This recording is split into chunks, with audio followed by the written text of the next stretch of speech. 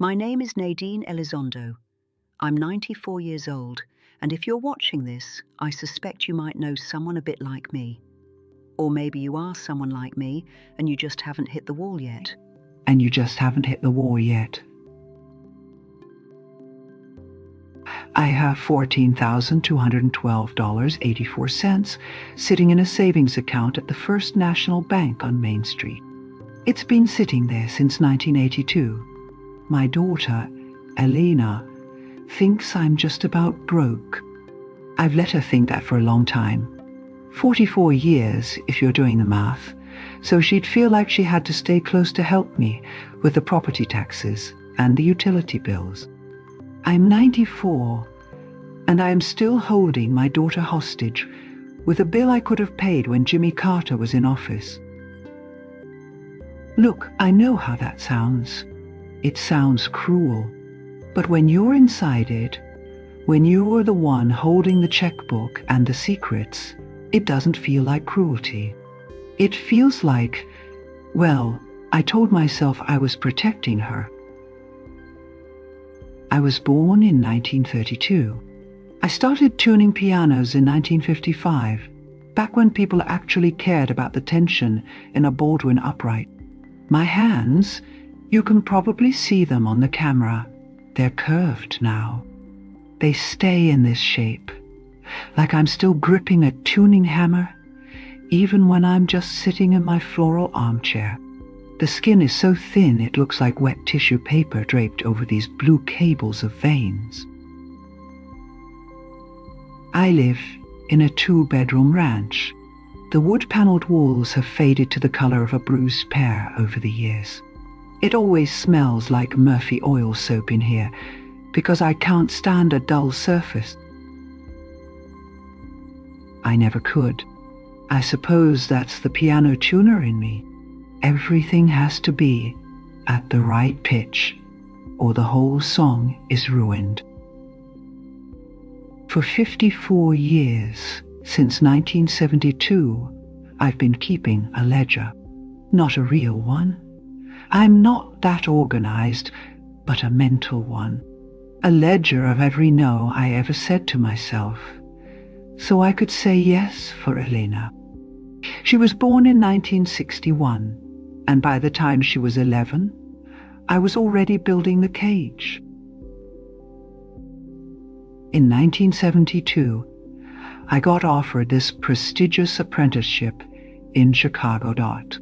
It was a big deal for a woman in my trade back then, but I turned it down. I told myself it was because Elena would have to change schools, and she was so sensitive. I never told her about the offer, but I made sure she felt the weight of it every time she tried to move away as an adult. I'd say things like, I kept you safe here, Elena. I kept this roof over us when your father couldn't even keep his shoes tied. My ex-husband, Artie. We divorced in 78. He was a good man in his way, but he was broken. He had these gambling debts. In 1979, Elena wanted to go to state college. I had $3,412.60 saved up for her. But Artie owed people money, and I was terrified of what would happen to our reputation if he didn't pay. So I used her college money to bail him out. I told Elena the bank had lost the paperwork. Can you imagine? I looked my 18-year-old daughter in the eye and lied to her so she'd stay local, where I could see her, where I could protect her. Anyway, that's not the point. The point is, I'm telling you this because I think we all have a version of that ledger. You probably have one too. That feeling that someone owes you their life because you gave up yours for them. Every morning, I sit in this chair and wind my 1954 Westclock's Big Ben alarm clock. Dog, old-fashioned. I keep it on a lace doily. I have nowhere to be. But I need to hear that tick. It's the only thing in this house that's predictable. Elena is 65 now. She comes over every few days. She has my jawline, you know. She wears these thick reading glasses she gets from Walgreens for $12. And she stopped dyeing her hair 3 years ago. We sit at my Formica kitchen table, and I make this Maxwell House coffee. It's lukewarm and probably tastes like battery acid, and I know she hates it, but she drinks it anyway. She drinks it to avoid having to talk about what she actually likes. She's sitting there, picking at a piece of dry toast, and I find myself saying it again. I saw that the Greyhound station downtown closed up. I told her the other day, good thing you never had to rely on that. I'm 94 years old, and I still check the time on my wrist every time she walks into the room, even though I haven't worn a watch in a decade. It's like I'm measuring how much of her life I'm consuming today. It's a habit. Like folding my napkins into perfect, sharp-edged rectangles before I eat. I do that even when I'm alone. You probably have something like that, don't you? A little ritual to make it feel like you're in control of the mess. The thing is, I really believed a lie. I told myself she was sensitive. I told myself she needed a soft landing. I told myself the world was full of edges that would cut her. I was in the living room, working on a Baldwin upright. It was drafty. It's always drafty in October, and I was replacing a broken treble string. It's a delicate job. You have to have the feel for it. My neighbor, Mrs. Gable, came by with a Tupperware of lemon bars.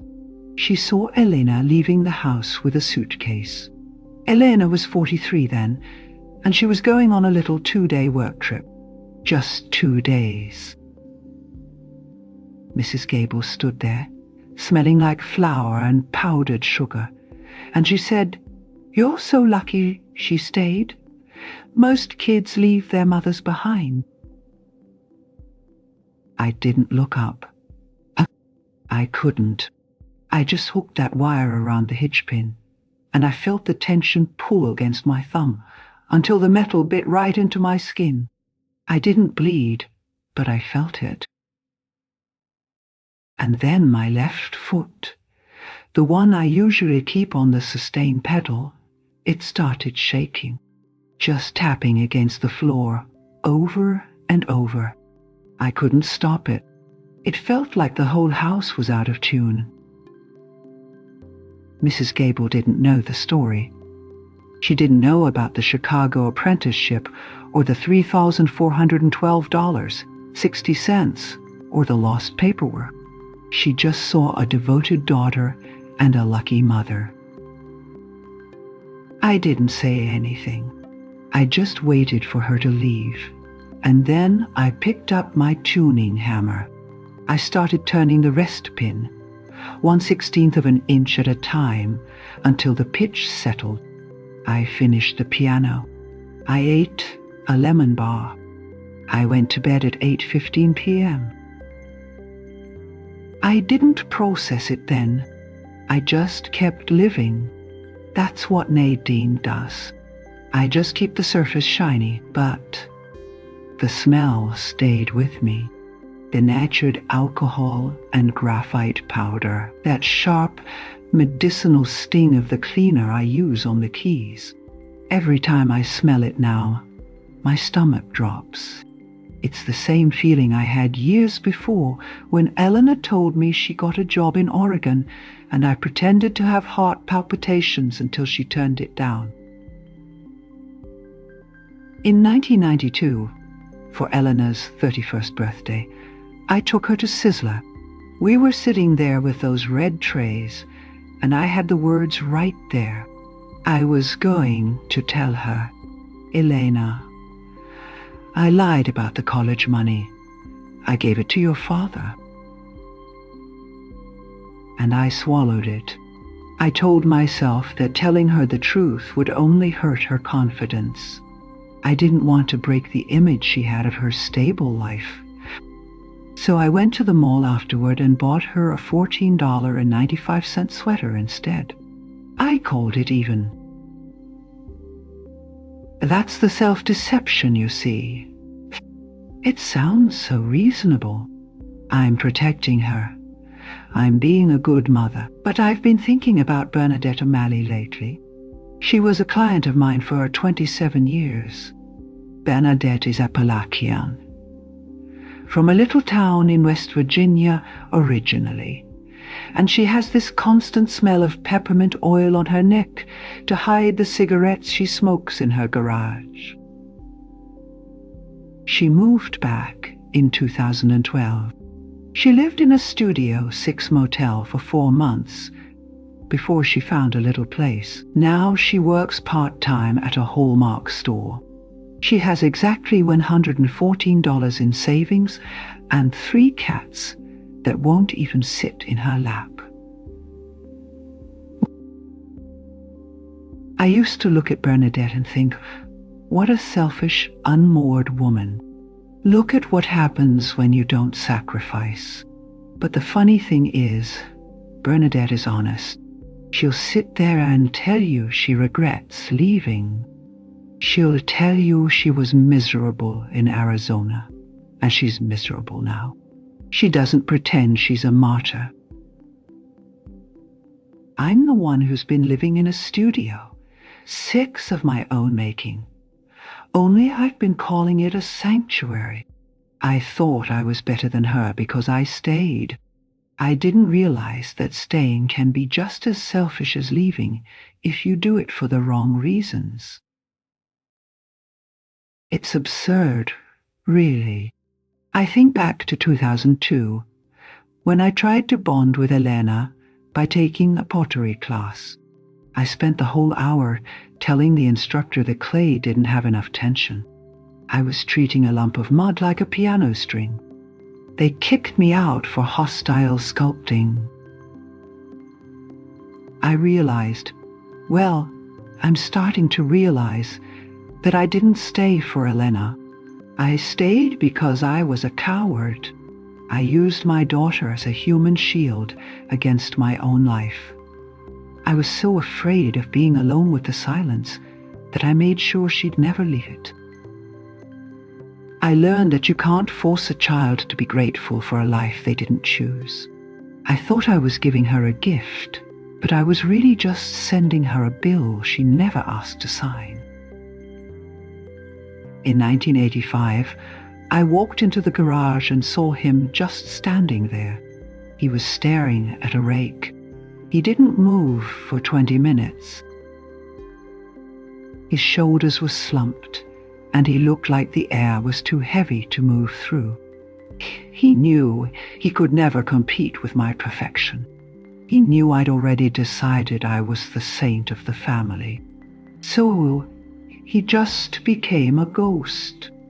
He retreated into cheap beer and 10-cent parlay cards because there was no room for a real person in the life I'd built. I want you to say this exact sentence. I've been holding on to a version of our history that only makes me look good, and I'm sorry. Now, listen to me. They are going to think you're drunk, or they're going to ask if you're feeling okay. There's going to be this silence that feels like it's never going to end. I'm telling you to do this thing because I know what happens if you don't. You end up 94 years old, winding a clock in a room that smells like Murphy oil soap, watching a daughter who drinks bad coffee just to keep the peace.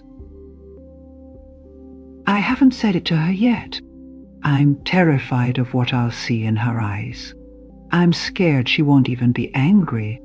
I'm scared she'll just be indifferent, that all those years of protection just resulted in a woman who doesn't know how to feel anything at all. I have this brown Jordan patio chair out on my porch, hunter green, with all this white oxidation on the arms. It's been sitting in the same spot, 14 inches from the sliding glass door, since 1998. The vinyl strap is sagging so low, it almost touches the concrete. Whenever the wind catches it, the frame makes this low, metallic hum.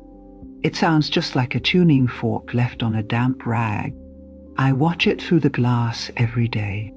I'd go out there and sit in it, but the sliding door is too heavy for my wrists now. I'll let you know if I ever actually tell her about the $14,212.84. I'd like to think I will. I'd like to think that tomorrow when she comes over, I'll say something real. But for now, I'm still here. If you find the courage to say that sentence, the one I'm still choking on, I'd like to hear what happened next. I think a lot of us are just waiting for someone to give us permission to tell the truth. The Iga supermarket changed their floor wax in 1994. It's never been as shiny since. I don't know why I think about that. I suppose I just miss the way things used to look before the lights started hitting the cracks. I still wake up at 4:14 a.m. every single day. I make one piece of dry cinnamon toast, and I eat it over a paper towel. I don't want to wash a plate. It's 5:30 p.m. now. This is the time of day that still feels like it belongs to Artie. The hour he used to come home. The hour I used to pretend everything was fine. The house is quiet. The refrigerator is humming. I can hear a neighbor's leaf blower 3 houses down. I'm just sitting here in the fading light, watching the dust motes dance in a sliver of sun.